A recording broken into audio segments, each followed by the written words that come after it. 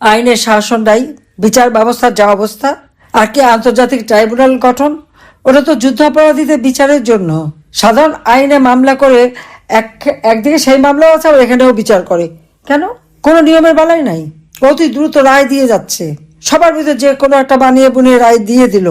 কিন্তু যারা আজকে রায়গুলি দিচ্ছেন আমরা আপনাদের চিনে রাখছি, ছাড়বো না। এটা তারা ছাড়া পাবে না, আমি জানি। জনগণের আদালত বড় আদালত, জনগণের শিক্ষা একদিন তারা পাবেই, এটাই আমার বিশ্বাস। আজকে বাংলাদেশের ভাবমূর্তি কিচ্ছু নেই, সব নষ্ট।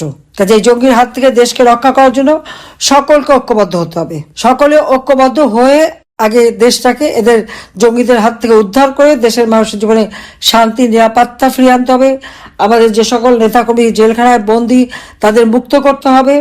আমাদের অর্থনৈতিক উন্নয়নের গতিশীলতা বৃদ্ধি করে মানুষের জীবন মান আরো উন্নত করব, এটাই আমাদের লক্ষ্য। আর আওয়ামী লীগ নিষিদ্ধ, ছাত্রলীগ নিষিদ্ধ, এই নিষিদ্ধ আমরা মানি না।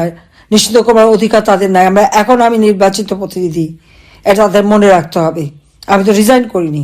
একটা জিনিস আপনারা বোধ হয় দেখবেন, এটা আমি বলে দিচ্ছি, আমি হয়তো একটু আগাম কথা বলে অনেকের তোমার পছন্দ হয়নি যে ইউনূসের মতো একটা ভালো মানুষ, আমি কেন এত বলি, কিন্তু আজকে নিশ্চয়ই বাংলাদেশের মানুষ সারা বিশ্বব্যাপী মানুষকে হারে ভারে টের পাচ্ছে এবং দেখতে পাচ্ছে এই লোকটা ভিতরে ভিতরে কি ছিল। এত অর্থ সে কোথা থেকে পায়? 666 কোটি টাকা যদি কারো ইনকাম ট্যাক্স, কত টাকা থাকলে 666 কোটি টাকার তার ট্যাক্স হয়? একবার একটা চিন্তা করে দেখেন। এই লোকটার এই টাকার উৎস কি, এটা কেউ কখনো জিজ্ঞেস করেনি কেন? আমি দেশে বিদেশে আমাদের দেশের ভিতরে বা আন্তর্জাতিক বুদ্ধিজীবী জ্ঞানী গুণী সবাইকে আমি জিজ্ঞেস করবো, কেউ কোনোদিন এই কথাটা ভাবলেন না যে লোকটা টাকা আসে কোত্থেকে? বাংলাদেশটাকে নিয়ে এসে ছিনিমিনি খেলছে। সাংবিধানিক ভিত্তি যার নাই সে ক্ষমতা দখল করাতে অনেকে খুব বাহবা দিল যে এইরকম লোক আসছে, বাংলাদেশ একেবারে শান্তির দেশে বয়ে যাবে। কিন্তু শান্তির পরিবর্তে যে অশান্তির সৃষ্টি করেছে, যেভাবে জঙ্গিদের ছেড়ে দিয়ে আজকে জঙ্গি রাজত্ব, এই ছাত্ররা কোটা আন্দোলনের নামে, কোটা তো ছিলই না, আমরা তো বাতিলই করে দিয়েছিলাম। তারপরে এই আন্দোলন 15 জুলাই পর্যন্ত তাদের গায়ে কিন্তু একটা টোকা দেওয়া হয়নি। কিন্তু তারপরে যখন এই ছাত্র নামধারীরা মেট্রো রেলে আগুন, পুলিশকে হত্যা, সেই এনায়েতপুরে, এই সিরাজগঞ্জের এনায়েতপুরের থানায় প্রকাশ্য দিবালোকে পুলিশদের পিটিয়ে পিটিয়ে 13 জন পুলিশকে হত্যা করলো, এবং সেটা তারা স্বীকার করেছে। সমন্বয়ক একজন এনসিপি লিডার হাসিব বলল পুলিশ হত্যা করেছিল আর মেট্রো রেলে আগুন দিয়েছিল বলেই কিন্তু তাদের বিপ্লব সফল হয়। বিএনপির নেতা সিরাজগঞ্জের, সে তো প্রকাশ্যে মিটিং এ বলল পুলিশকে মেরে তাদের কোমর ভেঙে দিয়েছে বলেই আন্দোলন সফল হয়েছে। সে ইসলামিক এক পার্টির নেতা, সে আবার দাবি করলো সেও পুলিশকে মেরেছে। আর এনসিপির বেশ অনেকে তো গর্বস্বরে বলল যে পুলিশকে সে এমন মার দিয়েছে যে আর ওরা কোমর সোজা করে যেন দাঁড়াতে না পারে, তার জন্য তাদের আন্দোলন সফল হয়েছে। এখানে আমার প্রশ্ন, আমাদের অগণিত আওয়ামী লীগ নেতা কর্মীর বিরুদ্ধে সন্ত্রাসের মামলা দেওয়া হচ্ছে, বিস্ফোরকের মামলা দেওয়া হচ্ছে। আমি নিজেও একজন, আমি নাকি খুনি, আমাকে তো মৃত্যুদণ্ড দিয়েই দিয়েছে। কিন্তু একটা কথা, যে ঠিক আছে যাদেরকে হত্যা করেছে তারা বলছে, এই হত্যাটা হলো কেন, কারা করলো? আর এই যে এত মানুষকে, পুলিশকে হত্যা করা হলো, আওয়ামী লীগ নেতাকে হত্যা করা হলো, যুবলীগের নেতাদের হত্যা করা হলো, পা বেঁধে ঝুলিয়ে রাখা হলো, কই একবারও তো সে কথা বলা হয় না যে কারাই হত্যাকাণ্ডগুলি ঘটিয়েছে, কারা এদেরকে মেরেছে, কারা পা বেঁধে ঝুলিয়েছে? ছবি আছে, ছবি দেখে দেখে এদেরকে তো খুঁজে বের করা যায়, সেটা কেন করছে না? এটা তো তদন্ত করা হলো না। আবু সাইদ, মুগ্ধ, আনাস, অমুক সব যারা মারা গেছে, হ্যাঁ আমি প্রত্যেক ফ্যামিলিকে ডেকেছি, আর্থিক সহায়তা দিয়েছি, সান্ত্বনা দিয়েছি, আহতদের চিকিৎসার ব্যবস্থা করেছি। 5ই আগস্ট পর্যন্ত প্রত্যেকে বিনা পয়সা চিকিৎসা পেয়েছে, দিয়েছি আমি। ভালো মন্দ সবই ছিল, ছাত্রলীগ, যুবলীগ এবং এই সমন্বয়ক, অমক সমক, অনেকেই ছিল, সবার ট্রিটমেন্ট কিন্তু আমরা বিনা পয়সা করে দিয়েছি। মানুষকে মানুষ হিসেবেই দেখেছি।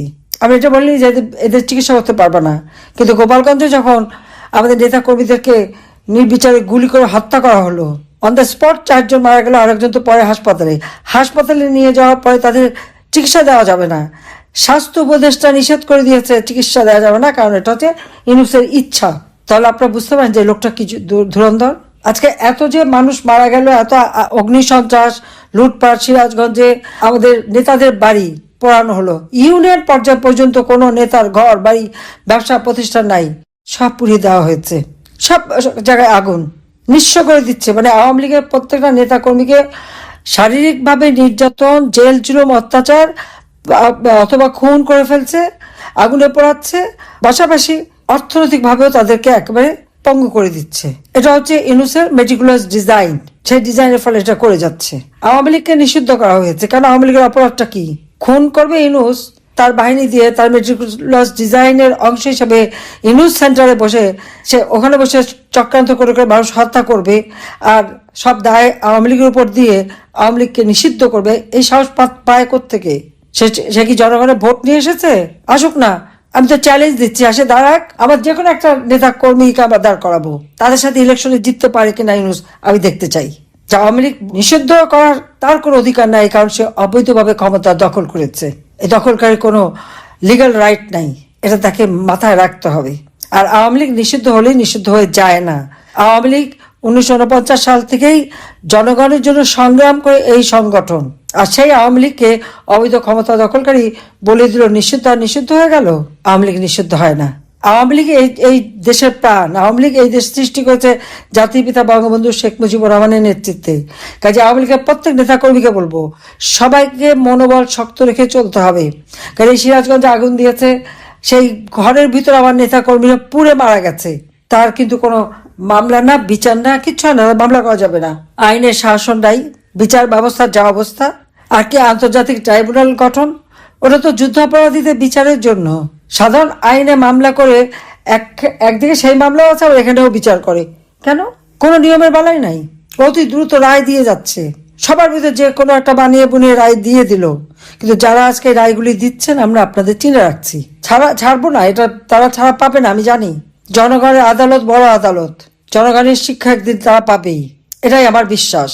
আজকে প্রত্যেকটা জায়গায় আপনারা দেখেন কি অবস্থা। করাইল বস্তিতে আগুন দিয়ে পুড়িয়ে কয়েক হাজার মানুষকে একবার নিঃস্ব করে দিল, কারণ ওই জায়গায় নাকি নতুন কি প্রজেক্ট করবে ইউনূসের।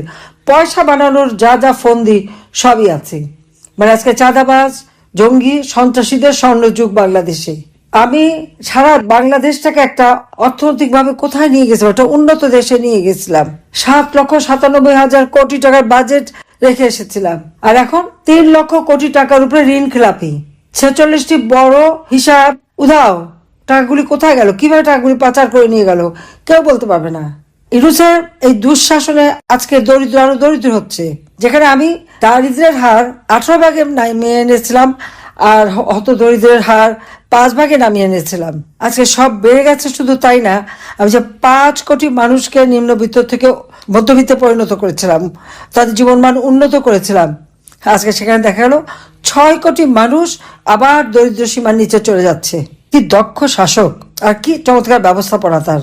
একটা যোগ্যতা সে দেখালো, জঙ্গি হিসেবে সে যে পারদর্শী এটা সে খুব ভালোভাবে দেখালো। এটাই হলো অবস্থা। যেভাবে নির্যাতন ঘরের মধ্যে ঢুকে ঢুকে, আমাদের প্রত্যেকে মনে জোর রাখতে হবে, শক্ত হতে হবে। জনগণ আমাদের সাথে আছে। আজকে জনগণের পেটে খাবার নাই, দিনমজুরের পেটে খাবার নাই। একটা ইন্ডাস্ট্রি বন্ধ, প্রায় 300-400-র উপর তো গার্মেন্টস ইন্ডাস্ট্রি ছোট বড় মিলে বন্ধ হয়ে গেছে। বড় বড় ইন্ডাস্ট্রি তো 245টার মতো বন্ধ, আর তারপর তো ছোটখাটো যেগুলি সাব কন্ট্রাক্ট করতো সব একেবারে বসে গেছে। লেবাররা সব বেকার হয়ে গেছে, তাদের কাজ নাই। তার উপর জিনিসের দাম, সারা বিশ্বব্যাপী চালের দাম কমে গেছে, বাংলাদেশে বেড়ে যাচ্ছে। ভারতীয় চাল কিনবে সিঙ্গাপুর থেকে, আর ভারতীয় চাল কিনবে দুবাই থেকে। কেন? এটা কোন খেলা আবার? কাজে সেইভাবে আমাদের সবাইকে এখন এক হয়ে কাজ করতে হবে, নামতে হবে। কোনো কারো মধ্যে কোনো দ্বিধাদ্বন্দ্ব থাকতে পারবে না। এখানে আমাদের অনেক নেতাকর্মীরা আজকে জেলখানায় মানবেতর জীবন যাপন করছে, কারা নির্যাতন করে। জেল হত্যা তো প্রতিনিয়ত চলছে। ইউনিয়ন, ওয়ার্ড, বিভিন্ন জায়গায় আমাদের নেতা কর্মীদের হত্যা করা হচ্ছে, ছাত্রদের হত্যা করা হচ্ছে, জেলখানা হত্যা করা হচ্ছে। হ্যাঁ, বড় বড় একটু চেনা পরিচিত হলে সবাই জানতে পারে, কিন্তু আসলে তা না। আমার কাছে যত খবর আসে, কোথায় গাইবান্ধা ইউনিয়নের এক ছাত্রলীগ নেতাকে সেখানে জেলখানা হত্যা করলো। ঠিক এইভাবে আমি একটা দুটো দৃষ্টান্ত দিলাম, কারণ অনেক সময় নিতে চাই না। এরকম ভাবে সারা বাংলাদেশে এগুলি সমস্ত হিসাব রাখতে হবে। কারা এটা করছে তাদেরও। এভাবে চলতে পারে না একটা দেশ। আজকে বাংলাদেশের ভাবমূর্তি কিচ্ছু নেই, সব নষ্ট। কাজে এই জঙ্গির হাত থেকে দেশকে রক্ষা করার জন্য সকলকে ঐক্যবদ্ধ হতে হবে। সকলে ঐক্যবদ্ধ হয়ে আগে দেশটাকে এদের জঙ্গিদের হাত থেকে উদ্ধার করে দেশের মানুষের জীবনে শান্তি, নিরাপত্তা ফিরিয়ে আনতে হবে। আমাদের যে সকল নেতাকর্মী জেলখানায় বন্দী, তাদের মুক্ত করতে হবে। আমাদের অর্থনৈতিক উন্নয়নের গতিশীলতা বৃদ্ধি করে মানুষের জীবন মান আরো উন্নত করব, এটাই আমাদের লক্ষ্য। আর আওয়ামী লীগ নিষিদ্ধ, ছাত্রলীগ নিষিদ্ধ, এই নিষিদ্ধ আমরা মানি না। নিষিদ্ধ করার অধিকার তাদের নাই। আমি নির্বাচিত প্রতিনিধি, এটা তাদের মনে রাখতে হবে। আমি তো রিজাইন করিনি। কাজে জঙ্গি দ্বারা ক্ষমতা দখল করে আমাদের নিষিদ্ধ করলে আওয়ামী লীগ নিষিদ্ধ হয় না, হবে না। জাতির পিতা বঙ্গবন্ধু শেখ মুজিবের হাতে গড়া সংগঠন, এদেশের স্বাধীনতা আমরা এনে দিয়েছি। কাজে বাংলাদেশ আছে, বাংলাদেশ থাকবে। বাংলাদেশ এই দেশের মানুষের ভাগ্য আবার পরিবর্তন করবে ইনশাল্লাহ। সবাই ভালো থাকেন, সুস্থ থাকেন। খোদা হাফেজ। জয় বাংলা, জয় বঙ্গ।